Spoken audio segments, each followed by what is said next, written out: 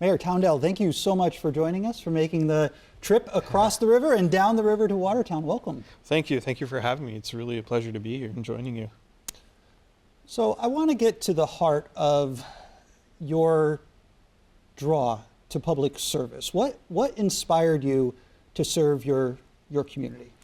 Yeah, politics has always been an interest of mine, even at a young age. It's interesting. I just, there's no family history in it, to be honest with you. But I remember going back to the '92 federal election in Canada. And there were a lot of hot topics going on at the time. NAFTA was one of them. The '89 recession was kind of wrapping up a little bit. And Canada had just introduced the GST, the goods and services tax at the federal level. So that was the Conservative Party under Prime Minister Mulroney, and the Liberal Party was campaigning against that tax, saying they were going to scrap it. And they had their campaign document was called the Red Book. And my dad doesn't get involved in politics anymore, except for my own campaigns. But at the time, he felt strongly about it. So I remember handing out Red Books with my dad, and I don't know how old I was, probably about 9 years old or something like that. And I would say maybe that put a spark. Buried a spark in me. And I just remember always, Cornwall being a smaller community, knew who the elected officials were, you knew who councillors were, who the mayor was, who the member of parliament and member of provincial parliament were, and just something that always seemed to be there kind of around, family, friends and whatnot. And my parents used to host a lot of dinner parties, and a lot of these individuals would come over, and that spark persisted. So when it was time for me to go to school, I went to University of Toronto. I studied poli-sci and Canadian studies, and of course political science in university doesn't really train you to do this job by any means, but things worked out well. I was fortunate. The timing of my graduation coincided with the provincial election. I went home. I worked on a campaign for, at the time, our member of provincial parliament, Jim Brownell, who was very much a mentor to me, and he was successful, and the party was elected, and I was offered a job at Queen's Park. And so began my official career in politics in 2007. So I worked at Queen's Park for about 5 years, and then things changed a bit, and I always thought, why don't I try my hand at municipal politics back home in Cornwall? I always thought could try to do something, try to improve my community, try to contribute, especially with some experiences, having lived away for a little while, and new ideas, new ways of thinking. And 2014, I put my name on the ballot. I was elected. The rest is history. So you grew up in Cornwall. Yes. How was there anything from that experience growing up there that shaped how you see your city today? Yeah, it's interesting because there's been quite a drastic change in Cornwall over the years. For me, I think, I've been thinking about this more and more as we see the change that's coming, but also what's happening in other communities. Our community has always been a quiet place generally. Let me talk about crime, for example. Right? Violent crime happens sometimes, but it's very rare, so you don't see that as often. But there's this heart. There's this big heart in the community, and our community is very generous, and I think we look out for each other. So I can think of a couple things growing up. Interestingly enough, they both involve the hydroelectric dam that's in Cornwall. I live around the corner from there, and the recreational path that's along our waterfront, one of the ways to get to it is right in front of the gate that leads to the dam itself. When I was younger, much younger, I was riding my bike. My parents were walking, but I got ahead of them, and there's a stop sign. So the rec path comes to a road, and there's a stop sign. I'm sitting there, and then there's the guard booth for the hydro dam, and there's a guard in there, right? And as a kid, taught to respect authority, and and someone's wearing a uniform, etc. And he's doing this. He's like, come here. I'm like, oh, I'm in trouble. I did something wrong. He probably thinks I'm alone or whatever. But at the same time, parents instill don't go off, especially with strangers.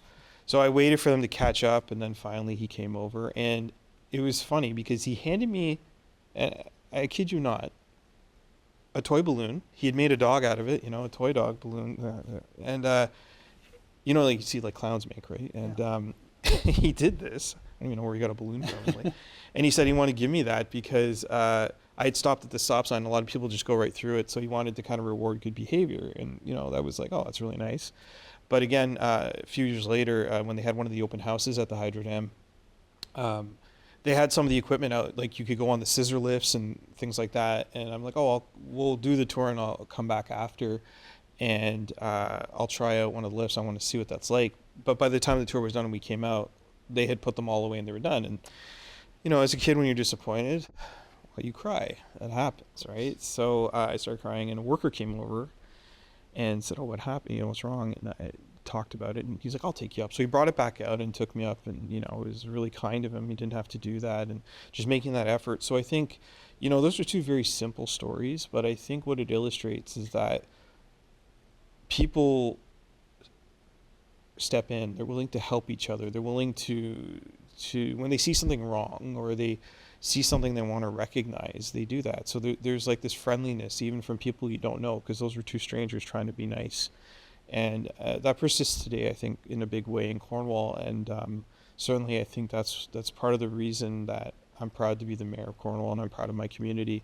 And more recently, when we see fundraising efforts in our community, we're about 48,000 people, but every time there's an ask, every time there's a need, our residents step up in such a big way that it's outstanding. It's hard to believe how much money gets raised through these charity drives and everything else for all these different causes. So that's part of it.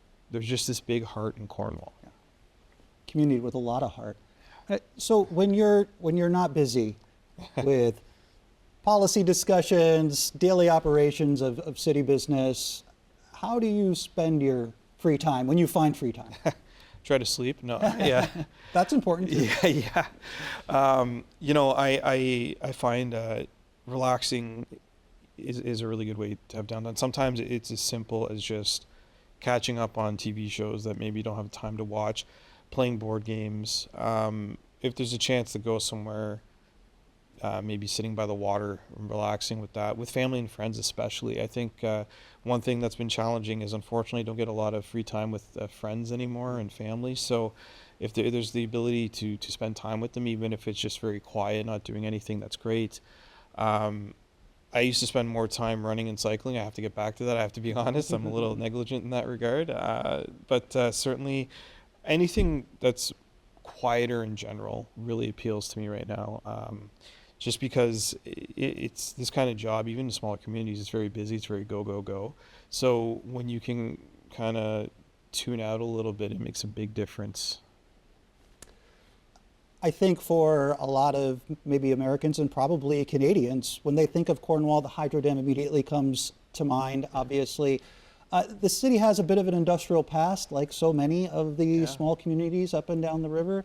But how is Cornwall evolving, would you say?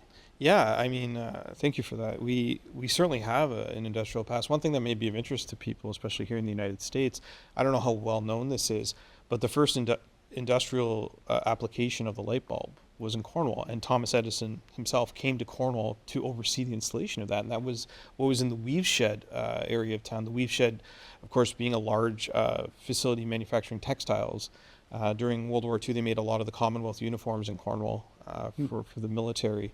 Now, these days, it's more turned into commercial and condominium.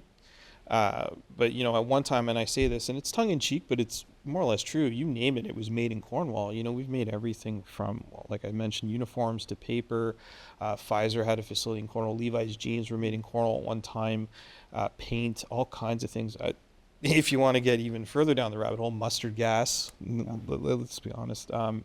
So today we've seen a shift away from that. I think a lot of companies have turned offshore manufacturing, and that I know it's the same here in the U.S.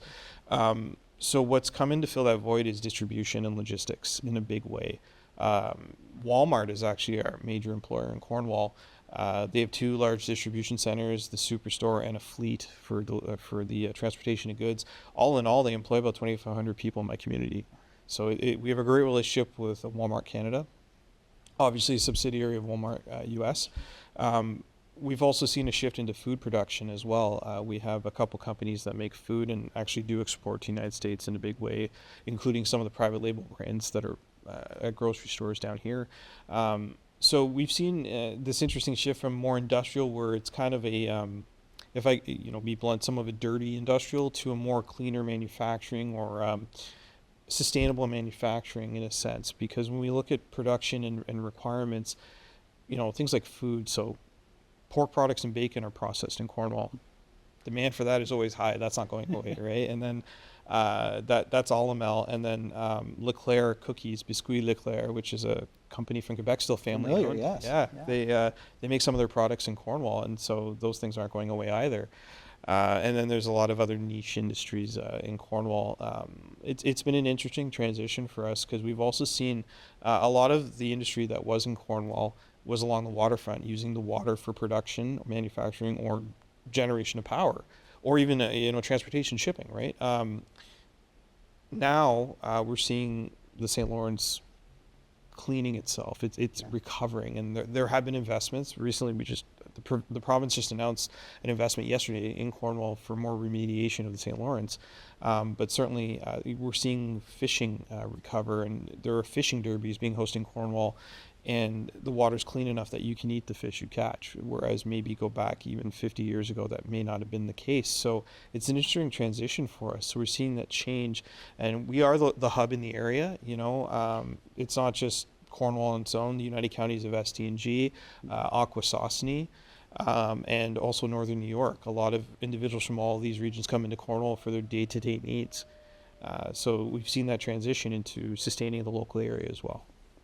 Mayor Towndale, we so appreciate your time and for making the trip down to Watertown to see us. Thank you so much. Oh, thank you.